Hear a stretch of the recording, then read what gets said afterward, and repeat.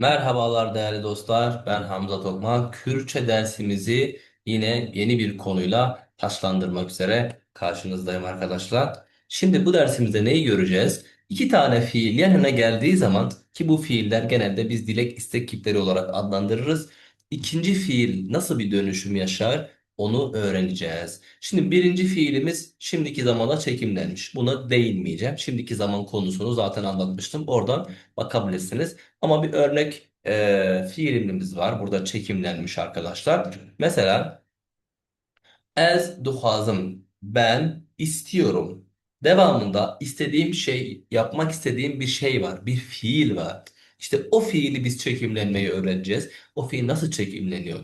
Ez duhazım biçim. Ben istiyorum biçim gideyim.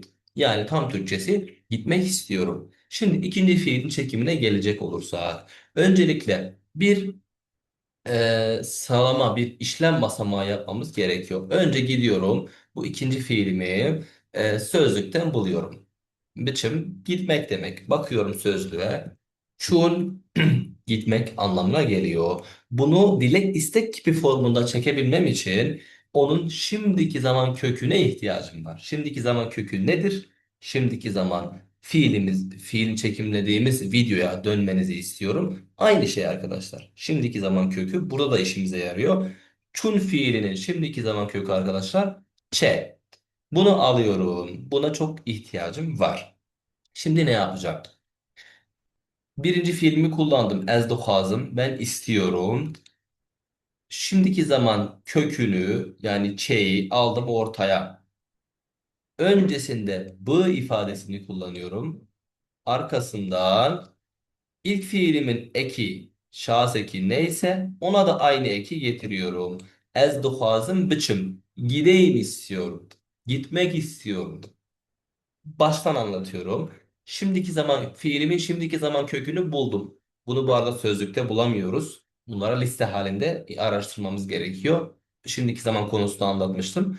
Şimdiki zaman kökünü buldum. Ç aldım. Ç'yi buraya yazdım. Önüne getirdim. Hepsinde b sabit arkadaşlar. Şimdiki zamanda d sabitti. Burada istek kipinde b sabit.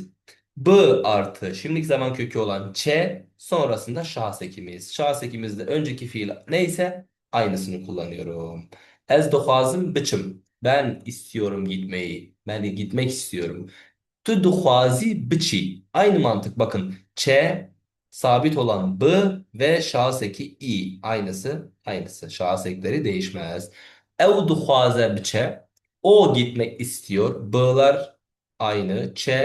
Şimdiki zaman kökü ve şahıs eki aynı değişmez.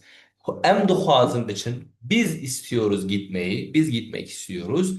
Bakın b sabit ç. Şimdiki zaman fiilinin kökü ın aynı. Hundu hazım için siz gitmek istiyorsunuz. B sabit. Ç şimdiki zaman kökü. Şahıs eki burada burada ın. Son olarak evdu hazım için onlar gitmek istiyorlar. B sabit. Şimdiki zaman kökü fiilimizin gitmek fiilimizin sonuna ın şahıs ekimiz burada yine aynısını kullanıyoruz. Bunları teker teker ayrı ayrı niye söyledim? Başınızı ağrıtmak için değil. Lütfen yanlış anlamayın. Tekrar ede ede isteseniz de istemeniz de kafanızda bir taslak oluşturuyor, bir şablon oluşuyor. Bu tekrar sayesinde ancak takip ederek, gözlemleyerek, not alarak bu tekrarı yaparsanız artık o belirsiz bir şablon olmaktansa anlamlı bir şemaya dönüşüyor ve bu artık yerleşmiş oluyor beyninize. Lütfen bu anlattıklarımı bir kere olsun sabit hızla ve durdura durdura dinleyin. O şekilde daha iyi anlayacaksınız. Şimdi biz bu işlediğimiz olumlu versiyonuydu. Ben gitmek istiyorum diyoruz mesela. Bir de olumsuz versiyonu var. Gitmek istemiyorum. Nasıl diyeceğiz? Birinci fiilimizin olumsuzluk bir şekilde halini gösterelim. D'yi çıkarıyorum. Na ekliyorum. Şimdiki zaman fiilini olumsuz yapma. Şimdiki zaman fiilini olumsuz yapmayı şimdiki zaman videomuzda zaten işlemiştik. O'dakinin aynısı arkadaşlar. Ez duhazım. Ez nahazım. Tıduhazi. Tınahazi.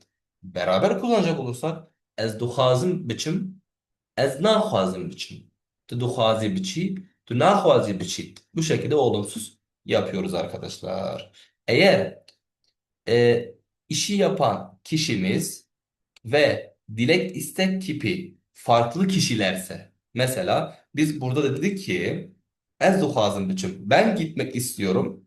Ben değil de senin gitmeni istiyor olabilirim. Ez dixwazim tu biçî. Burada ne yapıyoruz arkadaşlar? Burada farklı. Hani ek. Aynı demiştik ya son ekler. Burada şahıs kimse onun ekini kullanıyoruz. İlk tarafa karışmıyoruz zaten. Ez duhazım tü, b sabit, ç şimdiki zaman fiilinin kökü, i tü'nün eki arkadaşlar. I tü zamirinin eki. Dolayısıyla tü biçi, ev biçe, em biçin, hun biçin, ev biçin. Şahıs eklerinden zaten tanıyorsunuz şahsın kim olduğunu. Burada isteyen kişiyle kişinin istediği yapım olmasını istediği fiili işleyecek kişi biraz karmaşık oldu. Farklı kişilerse bu iki kişiler bu şekilde şahsa göre çekimliyoruz arkadaşlar. Umarım anlaşılmıştır. Sorularınız varsa yorumlara dökülelim arkadaşlar. Oradan cevaplamaya çalışacağız. Kendinize çok iyi bakın. Görüşmek üzere. Hatire ve hamiye.